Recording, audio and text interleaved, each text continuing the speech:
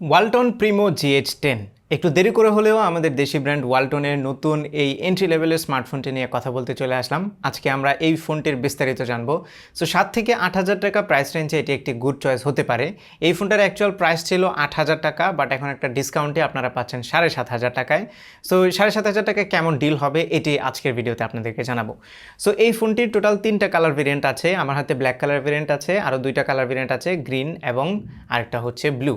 So black কালারটা আমার কাছে একটু বেশি এলিগেন্ট লাগছে এবং এটার ডিজাইনটাও খুবই ভালো, বিল্ড কোয়ালিটিটা খুবই শক্তপোক্ত মনে হচ্ছে। হাতে নিয়ে খুব একটা চিপ ফিলিং দিচ্ছিল না, লাইক একদমই 10,000 নিচে যে ফোনগুলো থাকে সেগুলো একটু চিপ ফিল দেয়, এটা অতটা চিপ ফিল দিচ্ছিল না। তবে যখনই দেখবেন যে এটার ব্যাক কাভারটা রিমুভ করা যায় তখন কিছুটা চিপ ফিল হয়তো বা আসবে, কারণ হচ্ছে এই প্রাইস রেঞ্জেও আমরা অনেক ফোন দেখছি যেগুলোতে আসলে ব্যাক কাভার রিমুভ না করেই সিম কার্ড লাগানো যায়। সো ব্যাক কাভারটা রিমুভ করলে আপনার ডুয়েল সিম কার্ডের পাশাপাশি একটা ডেডিকেটেড মেমোরি কার্ডের স্লটও পেয়ে যাবেন। তবে আমার মনে হয় এখানে সাইডে সিম কার্ড দিয়ে দিলেই ভালো হতো। এছাড়া উপরের দিকে 3.5 মিলিমিটার অডিও জ্যাকের অপশন রাখা হয়েছে। নিচের দিকে আমরা দেখতে পাচ্ছি micro USB port, single average কোয়ালিটির বটম ফেসিং স্পিকার এবং প্রাইমারি মাইক্রোফোন। এটার পাওয়ার বাটন এবং ভলিউম রকার দুটি ডান পাশে রাখা হয়েছে, বেশ ক্লিকি ছিল বাটনগুলো। তবে এটার পেছনে যে ফিঙ্গারপ্রিন্ট স্ক্যানারটা ইউজ করা হয়েছে সেটা মডারেটলি ফাস্ট ছিল, তবে খুব একটা অ্যাকুরেট ছিল না, মাঝে মধ্যেই মিস করছিল এই প্রাইস রেঞ্জে, এটা যদিও এক্সপেক্টেড।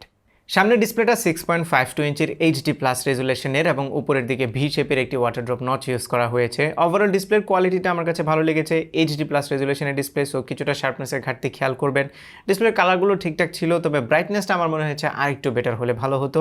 ভিউইং অ্যাঙ্গেল ওয়াজ ওকে অ্যাজ ওয়েল। ইউজুয়ালি আমরা এই প্রাইস রেঞ্জের ফোনগুলোতে ভিউইং অ্যাঙ্গেল অত ভালো পাই না, তবে যেহেতু আইপিএস প্যানেল, সো ডিসপ্লের পার্ট থেকে আমার তেমন কোনো কমপ্লেন নেই। যারা মিডিয়া কনজামশনের জন্য ডিভাইসটা নিতে চান আমার মনে হয় ডিসপ্লে সেকশনে খুব একটা ডিসঅ্যাপয়েন্টেড হবেন না।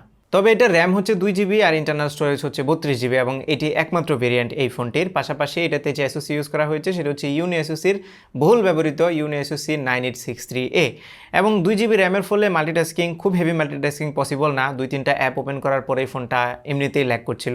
আর just normal scrolling, menu browsing কিংবা আপনি যদি অ্যাপ ড্রয়ার ওপেন করেন সবগুলো কাজই কিছুটা স্লো মনে হচ্ছিল।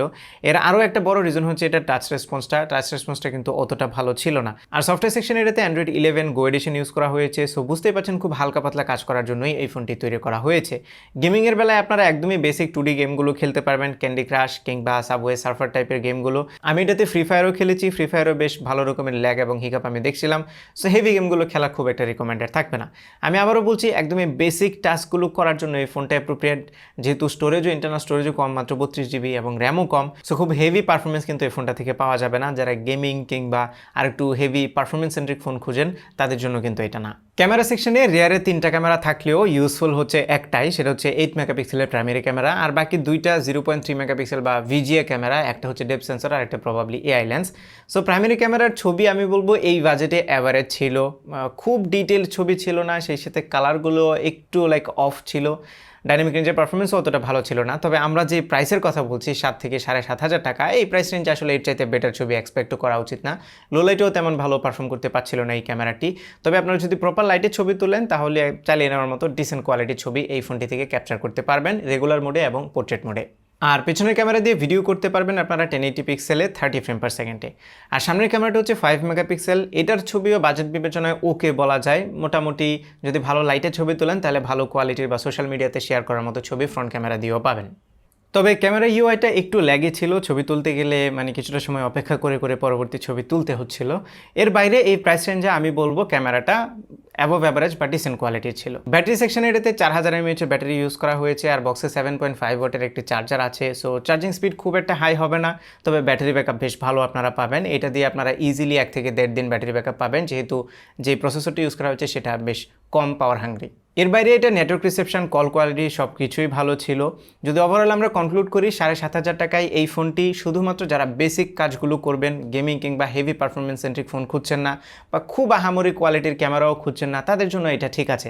লাইক আপনারা নর্মালি ভিডিও কল করবেন কিংবা সোশ্যাল মিডিয়া ব্রাউজ করবেন, ভিডিও দেখবেন এবং মাঝে মধ্যে অকেশনালি ছবি তুলবেন, এই ছোটোখাটো টাইপের কাজগুলোর জন্য এই ফোনটা অ্যাপ্রোপ্রিয়েট হতে পারে 7,500 টাকার বাজেটে।